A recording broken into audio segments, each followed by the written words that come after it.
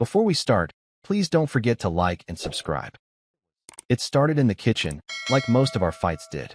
Our house sat in the Hollywood Hills, windows open to a glittering skyline that looked almost fake at night. But inside that clean, modern kitchen with the quartz countertops and white oak cabinets, things were anything but peaceful. Chelsea slammed her glass down on the counter, hard enough to send a splash of Pinot across the marble. I'm not asking for the moon, Aaron. Just one night. One. At La Lune. On our anniversary. I blinked, still holding the empty coffee mug I hadn't had the chance to rinse. La Lune charges $500 just to walk in the door, Chelsea. That's not just one night. That's absurd. She let out a short, scornful laugh and crossed her arms. Right. Because God forbid we do something remotely romantic for once. I took a breath. That's not fair. No. What's not fair, she cut in, her voice rising, is being married to someone who can recite last quarter's investment returns but can't remember the last time we went on a date. I set the mug down slowly. You think I don't appreciate you? I know you don't show it. Her eyes flashed, that same cold confidence she always wore when she was 2 steps ahead in an argument. And no, your weekly Thai takeout doesn't count as effort. I tried to stay calm, even though I felt my face heating up. Chelsea, I bust my tail trying to make sure we can afford takeout. Afford this house. Afford the life you wanted. The life we wanted, she snapped. And congratulations, Aaron. You've nailed the provider role. Too bad you checked out of the husband one. That stung more than I expected. I stared at her, really stared. This woman I used to dance with barefoot in the living room after dinner. The same woman I once drove 3 hours just to surprise with her favorite gelato because she mentioned it in passing. And now? We were standing 10 feet apart, voices raised, hearts even farther away. I haven't checked out, I said, softer this time. You just stopped looking at me long enough to notice I'm still here. She turned her back, grabbed her phone from the charger, and muttered, maybe because there's nothing to see anymore. I didn't say anything. I just walked to the hallway, pulled on my hoodie, and left, half afraid of what I'd say if I stayed a second longer. The air outside was cooler than I expected. I leaned against my car, letting the quiet hit me. From the outside, we looked like everything people wanted. Chelsea and I were the couple others called goals. We had the house, the careers, me in real estate development, her running a boutique PR firm, the matching monogrammed robes. But underneath it all, I felt like I'd become invisible in my own marriage. Still, I wasn't ready to give up. I wasn't done trying. Even if she couldn't see it, I was still fighting for us. The next morning, I woke up before the sun. Not because I had to, because I couldn't stop thinking about her words. You've checked out. Maybe she was right in ways I didn't want to admit. Maybe I'd been so wrapped up in work and providing that I stopped doing the things that made her feel seen. But what she didn't see, what she never acknowledged, was that everything I did for her. For us. So I made a decision. I booked the rooftop at La Lune. I didn't just make a reservation. I went all in. Called the general manager personally, who I knew through one of my old development contacts. Slid my Amex across the counter for the deposit without flinching, even though the number made my stomach twist. Reserved 3 extra tables for friends and family, just like she always said she dreamed of. I even asked for the same jazz trio she'd once mentioned in passing, the one she loved from that little wine bar in Palm Springs. It wasn't about proving her wrong. It was about proving I could still show up. I got home early that evening, holding the reservation folder like it was a peace offering. Chelsea was curled up on the white sectional, knees tucked under her, eyes locked on her phone. She didn't look up. Hey, I said gently. Got a sec? She shrugged. Sure. I sat across from her and slid the folder onto the glass coffee table. I booked La Lune. She glanced at it, then back at her phone. What? La Lune. I repeated, trying not to sound as nervous as I felt. For our anniversary. Full rooftop package. Jazz trio. I invited a few of your favorites. Your sister. My parents. Even Elle and Jordan. A pause. Then she said, flat as wallpaper. Thanks. Just that. No smile. No spark. She didn't even set the phone down. I waited for a beat. 2. That's it. Her thumbs kept scrolling. What do you want me to say, Aaron? I leaned forward. I don't know. Something. Are you happy about it? She sighed, barely louder than a whisper. Sure. That one word gutted me more than any fight we'd ever had. I sat there, trying to make sense of the silence. The same woman who'd once lit up at the thought of dressing up, going out, and dancing under city lights, now couldn't even look at me. You used to want this, I said quietly. The big dinner. The music. The city skyline. I'm trying here, Chels. She finally looked at me, but not with gratitude. With something closer to fatigue. I know, she said. And maybe that's the problem. You only try after things blow up. That one sank like an anchor. Is that how you see me now? Like I just put out fires I start? She didn't answer. I stood, nodding slowly. All right, I'll see you at La Lune. As I walked to the bedroom, I could still hear the soft clicks of her nails on the screen. That night, I lay awake staring at the ceiling fan, wondering if I'd just spent thousands trying to save something that was already slipping out of my hands. But even as doubt clawed at me, I kept one thought close. Maybe, just maybe, the night could turn things around. The rooftop was perfect. Candlelight flickered in tall glass cylinders lining the edge of the terrace. The skyline sparkled behind us like a living postcard, and a warm breeze carried the soft notes of jazz drifting from the trio I'd handpicked. It looked like a dream, but I couldn't shake the feeling that I was the only one awake in it. I stood near our table, adjusting the collar on my navy jacket, watching as Chelsea laughed with her friends, her eyes never once finding mine. She looked stunning in a black silk dress, hair pinned in that loose way she always said made her feel effortlessly elegant. And maybe she was. Effortless, I mean. Like none of this cost her anything. Our friends were spread out at 3 adjoining tables, the wine flowing as fast as the conversations. I heard her sister making fun of some influencer, her father telling one of his classic young exec stories that somehow always ended in a lesson about tennis. Everyone was enjoying themselves. Except me. I sat beside Chelsea, trying to find a way into the rhythm of it all. But she didn't lean into me, didn't brush my arm, or whisper something under her breath like she used to at dinners like this. She was fully immersed in the crowd and completely absent from me. Then came the toast. Chelsea stood up, her glass raised lazily in her hand. To old habits and new expectations, she said with a smile that didn't reach her eyes. People chuckled softly. Glasses clinked. And to my husband, she added, glancing down at me, who finally made it to the table. A few awkward laughs. Then she delivered the line that changed the air completely. Who wants to taste my bitter husband? It was meant as a joke. Maybe. But her tone was icy, measured, deliberate. I forced a tight smile, hoping to defuse the moment. But then Ivy, her friend, the one who always spoke like every sentence was a dare, leaned forward from across the table. I think he's very sweet, she purred, fingers trailing the rim of her glass. He just needs another woman to bring it out. The table stilled. A few people coughed into their napkins. I heard a fork clink awkwardly against a plate. I looked at Ivy and gave her the kind of stare you reserve for someone who's way too comfortable crossing lines. Maybe keep those thoughts to yourself, I said quietly. Chelsea didn't say a word, just sipped her wine like this was entertainment. Like she was watching a scene she'd seen before and couldn't be bothered to change the channel. Ivy leaned back, eyes fixed on me with that teasing glint. Relax, Aaron. I'm just playing. Then find a new game, I muttered, my jaw clenched. I saw her eyebrows lift. Saw her register that I wasn't playing back this time. She stood abruptly, grabbing her clutch from the table. Air, she said to no one in particular, then reached across and grabbed my wrist. Come with me, before you snap and toss me off the roof. I didn't answer, just followed. The wind up there was stronger than I expected. It tugged at my sleeves, rustled the collar of my jacket, and for a second, I let myself pretend it was trying to carry all this tension away. Ivy leaned over the railing beside me, her voice soft but laced with sharpness. You know this isn't normal, right? I stayed quiet. She glanced at me. I mean, the way she treats you, like a background extra in your own life. I turned slightly, not fully facing her. It's not always like this. She gave a half snort. Aaron, you paid a fortune for tonight. You booked her dream restaurant, brought her family, hired a jazz trio.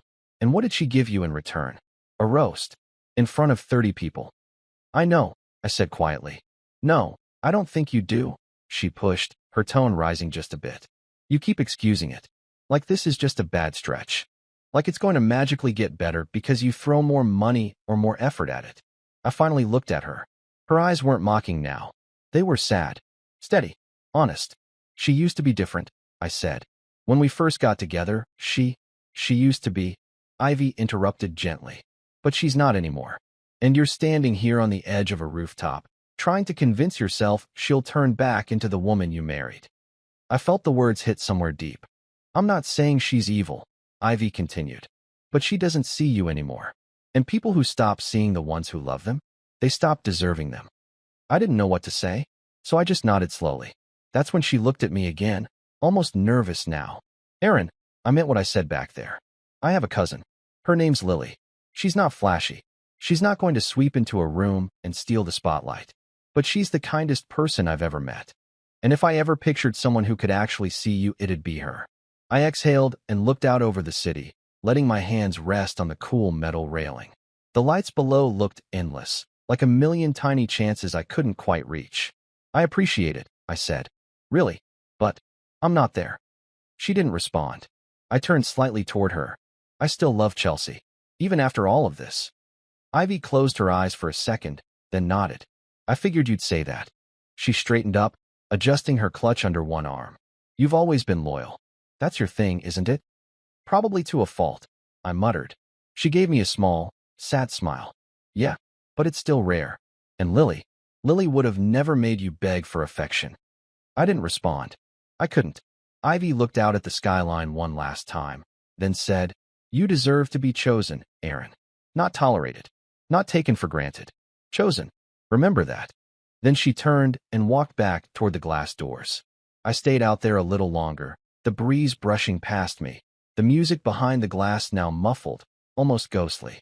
And somewhere beneath the ache in my chest, a new feeling was starting to settle. Not anger. Not bitterness. Just quiet clarity. Mark's place hadn't changed in years.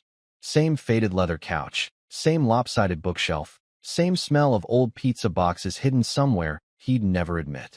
Man, you look like someone kicked your dog, Mark said, tossing me a pillow. You sure you don't want to grab a drink instead of moping here? I dropped onto the couch with a tired grunt. I already drank the whole rooftop. He gave a low whistle. Yikes. That bad? I nodded, covering my eyes with the back of my hand. She toasted me, called me bitter, in front of everyone. Mark froze mid-step. Wait, Chelsea said that? At the dinner you threw for her? Yup. And you didn't flip the table? I let out a dry laugh. Nope. Just smiled and swallowed it like I always do. He didn't answer for a while. I heard him shuffle into the kitchen, rummage for something, then the click of a fridge door. A kin hit my chest. I caught it on reflex. Root beer. Thought you quit drinking soda, I said. You also thought your wife appreciated you, he shot back. I cracked it open and took a sip. The cushions groaned as he dropped into the recliner. So, you gonna tell me why you're actually here? I stared at the ceiling, eyes unfocused. I couldn't go home. He waited. I did everything she asked, I said. That dinner? The band? The view? I booked every table, invited everyone she cared about. And she looked through me like I was the waitstaff. Mark didn't interrupt. For years, I spoiled her. I continued. Vacations. Birthdays. Just because gifts. I learned her favorite kind of wine, tracked down her favorite pastry from that tiny shop in Napa. I memorized how she liked her coffee. All of it. I swallowed hard. And somewhere along the way, it stopped matching. Not even a thank you anymore. Just this quiet expectation, like appreciation, is beneath her now. The room went still. I used to surprise her and watch her light up, I whispered. Now it's like she's always waiting for the next thing. And no matter what I give, it's never enough.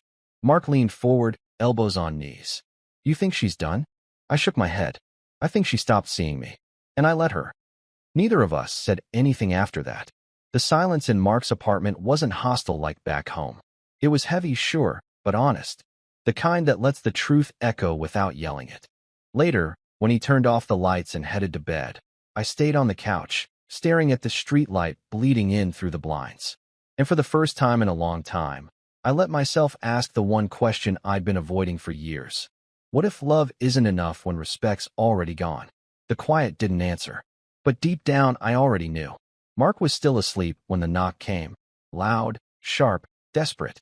I was sitting on the edge of the couch, tying my shoes, half zoned out, and sipping lukewarm coffee. At first I thought maybe it was a neighbor. Then came the second knock. Longer. Harder. Shaking the door on its hinges. I opened it slowly. Chelsea stood there in her workout leggings, hoodie zipped up halfway, face flushed like she'd sprinted the entire block. Her eyes locked on mine, wide, glassy, trembling just enough to give away the panic she was trying to mask. "You weren't answering your phone," she said, stepping past me without waiting for permission. "I called you like 20 times. I saw," I said calmly. Mark's dog barked once from the bedroom, then fell silent again. She turned to me in the middle of the living room, arms crossed tightly over her chest. "What is this, Aaron? You didn't come home. You just disappeared." "I needed space." She let out a humorless laugh, but it cracked halfway through. "You needed space? After you snapped at my friend, then ditched our anniversary dinner?" I tilted my head. "You mean after you toasted me like a punchline in front of our family?" She flinched. "Ivy made a joke," she muttered. "You made the first one." Chelsea's jaw clenched, but her voice softened. "Look, I messed up, all right. I got caught up in the crowd, and maybe I said the wrong thing, but you're the one who just left me there." I stayed silent. She stepped forward. "Aaron, I didn't mean to hurt you." I nodded slowly, but not in agreement. Just acknowledgement. She reached for my arm, gently. "Come home." The words were softer now, less demanding, more pleading. "Please." I looked down at her hand, then up into her face. And that's when it hit me, how strange it was that I wasn't angry anymore. I wasn't cold, either. Just still. "I'm not ready," I said. Her grip tightened. "Not ready for what?" "To come back." She blinked hard, searching my face for something she could work with. "Aaron, I love you. You know I do." I studied her for a moment. "Then why does it only come out when you're afraid I'm walking away?" She stepped back like I'd slapped her. "I'm not trying to punish you," I added. "I just need to think. And I can't do that with your voice in my ear telling me how I'm supposed to feel." Chelsea's voice wavered. "What does that mean? Are you saying we're over?" I shook my head, reaching for my coat on the back of the chair. "I'm saying I don't know, but I'm going to find out." She moved to block the doorway, panic flickering behind her eyes. "Aaron, wait. Just tell me what I'm supposed to do." I paused at the door, holding the knob. "Maybe," I said gently. "For once, don't do anything. Just sit with it." She stared at me, stunned, frozen there like someone had unplugged her mid-sentence. Then I opened the door and stepped into the morning light, my feet hitting the concrete like I finally knew where I was headed, even if I had no clue where it would end. Behind me, the apartment was silent. But in my chest, for the first time in weeks, maybe months, it felt like I could breathe. "While we're here, please press like and let me know you're with me." It had been exactly 7 days. 7 days since I walked out of Mark's place with no map, no plan, just this heavy fog in my chest I was trying to walk through. But something pulled me back that morning. Not hope, not forgiveness, just the need to see it for myself, to look around our home and feel what was left of it. I didn't call, didn't text.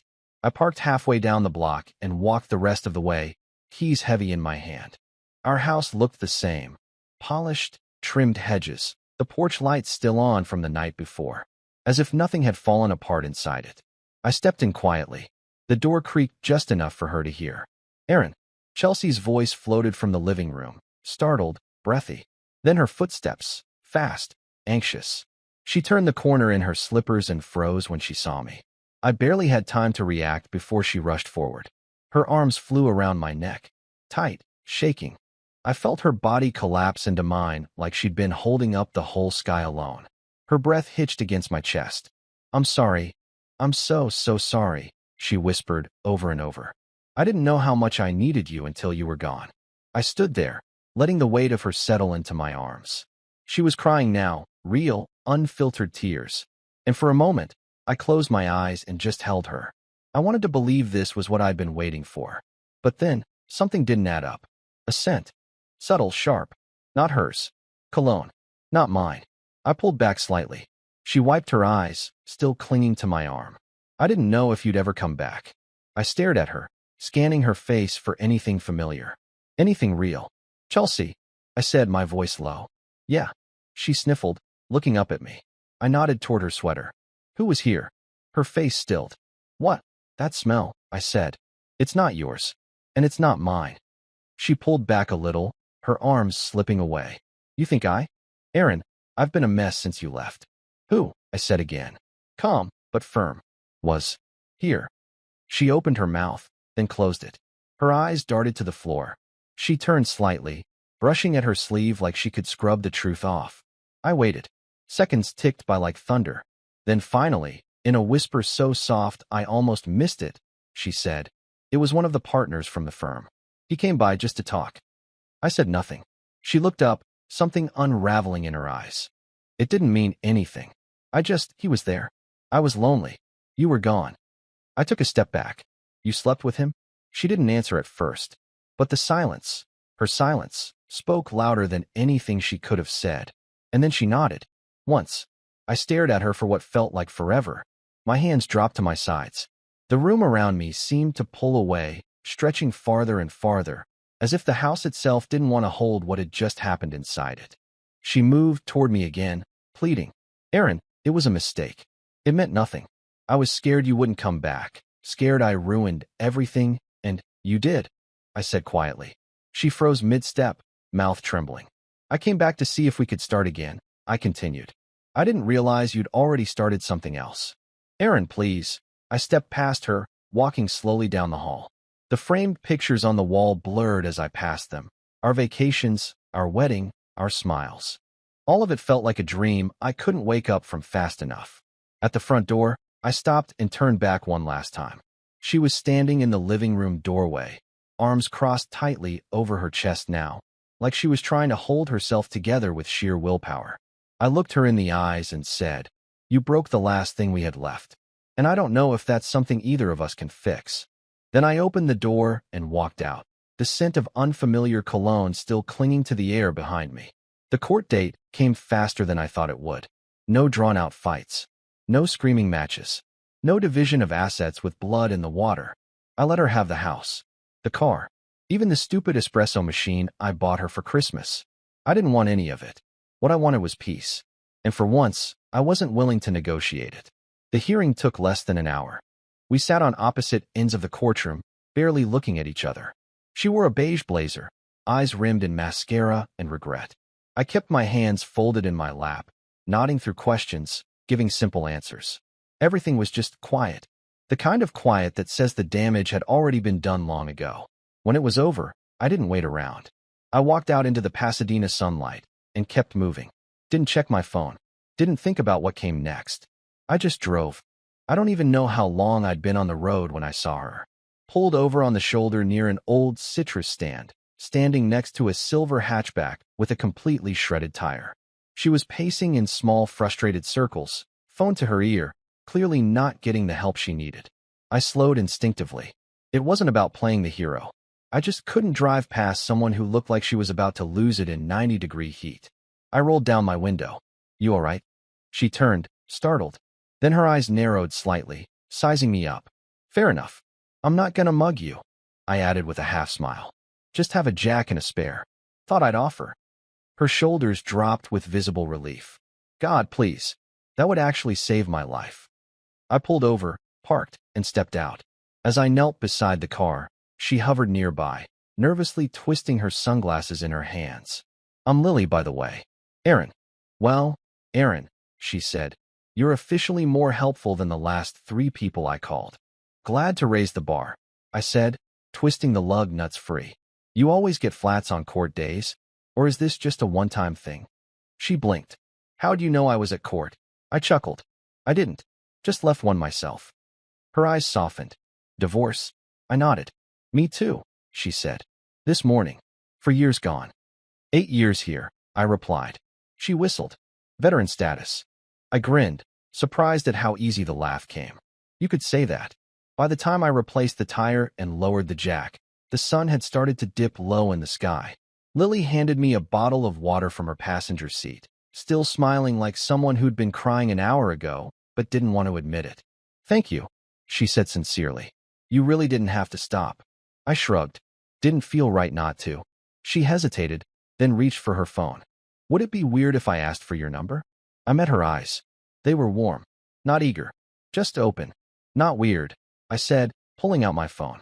We exchanged numbers, and for the first time in weeks, something loosened in my chest.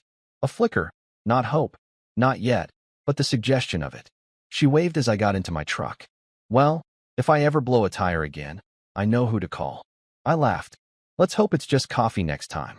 Deal. As I pulled back onto the road, the sun broke through the trees just enough to light the dashboard in gold. And for the first time in a long time, I didn't feel like something was ending. I felt like something might just be beginning.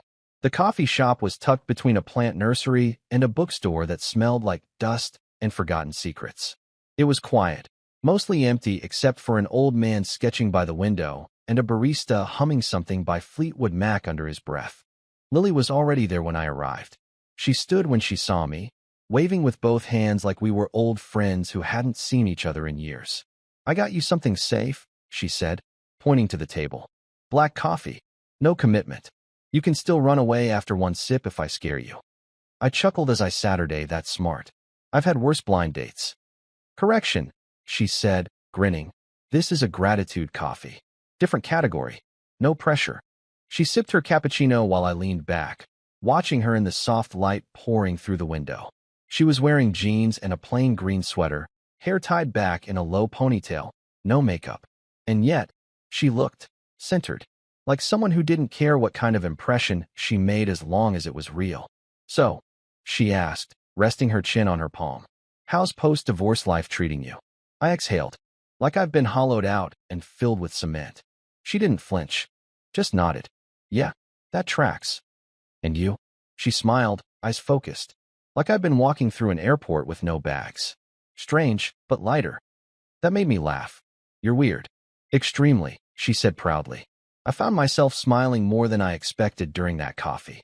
She asked about my work, but not in a superficial way. She asked about my favorite books growing up, how I liked my eggs, what my mother was like before she got sick. She asked questions most people didn't even think to ask. And she listened. Actually listened. No interruptions. No sideways glances at her phone. No glimmer of judgment. When we said goodbye, it didn't feel like an end. It felt like a pause. We met again 2 days later. She invited me to walk a botanical garden near Griffith Park. I didn't even know it existed, but she said it had a path lined with eucalyptus trees and benches that smelled like tea. We wandered for an hour, talked about old fears and strange dreams. I told her about a recurring nightmare I used to have as a kid where I'd be stuck under ice, and she told me she still had night terrors about forgetting to pay parking meters. By the time we circled back to the parking lot, she brushed her arm against mine. Not intentional, just a natural rhythm we'd slipped into. Another pause. Another text. The third time, we had dinner. A tiny taco spot in Highland Park where the menu was on a chalkboard and the chairs didn't match. We shared carnitas, then laughed too hard over her inability to pronounce horchata. We didn't talk about exes that night. We didn't talk about hurt. We just laughed. And that became our thing. Easy, steady, honest. With Lily, there were no games. No guesswork. If something was on her mind, she said it. If she was unsure, she admitted it. And somehow, that honesty made space for mine. I found myself telling her things I hadn't said out loud in years. Not secrets, just truths that had nowhere to go before now. She never looked at me like I was broken. She looked at me like I was rebuilding. One afternoon, while we were sitting on a hill overlooking the city, she leaned her head onto my shoulder and whispered, "You're so calm." I smiled. "You make it easy." We didn't rush anything. There were no declarations, no moments of passion framed by fireworks. Just silence that didn't feel heavy anymore. Just peace. And God, I hadn't realized how much I missed that. It came in the middle of the afternoon. I was sitting with Lily at a picnic table in Runyon Canyon, our sneakers still dusty from the trail, her hair pulled into a messy bun and her cheeks pink from the sun. We'd just finished splitting a sandwich and were arguing, half serious, half playful, about whether pigeons counted as city wildlife. My phone buzzed. I picked it up without thinking. A text. No name, but I recognized the number immediately. Chelsea. Attached were 6 photos. Old ones. Us in Maui. A candid of me holding a coconut and pretending to be a pirate.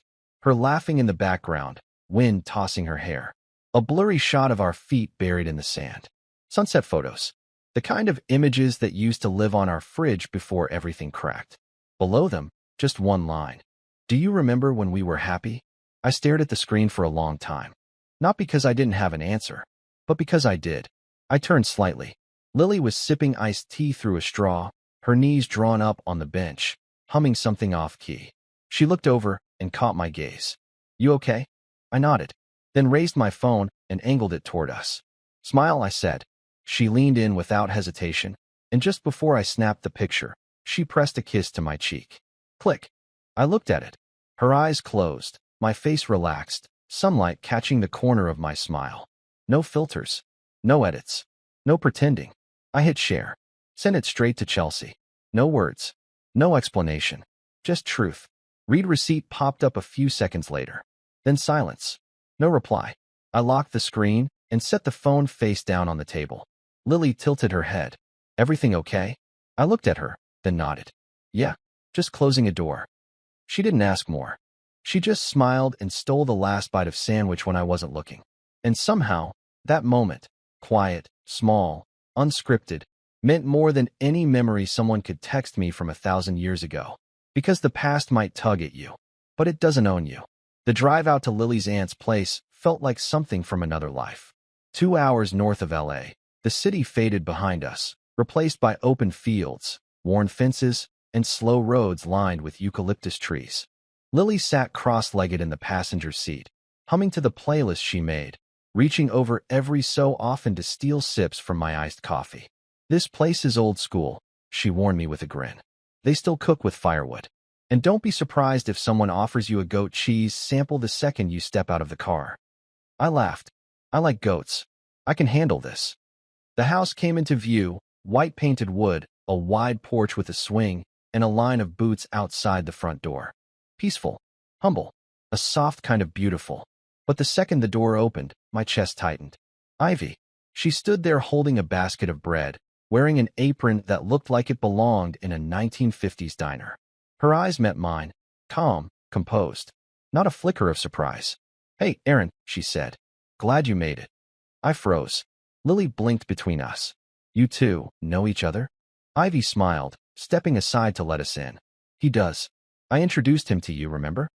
Lily turned sharply. Wait, what? Ivy looked at her, then at me. I told him about you that night on the balcony, at Chelsea's anniversary dinner. Lily's jaw dropped slightly. You mean when she? Yeah, Ivy said gently. That night, I stood frozen in the doorway, everything sliding into place. You knew? I asked. This whole time. She nodded. I knew she didn't see you anymore, but I knew someone who would. There was no smugness in her voice, just quiet certainty. Sometimes, Ivy said, setting the basket down, you don't sit back and wait for people to figure life out. Sometimes, you nudge them toward where they're supposed to be. I looked at Lily. She didn't say a word. She just reached for my hand and held it tighter than ever. And that was the end of the story. I still think about what Ivy did, stepping in quietly, nudging two lives towards something better without asking for credit or permission. Was that right? Or was it crossing a line?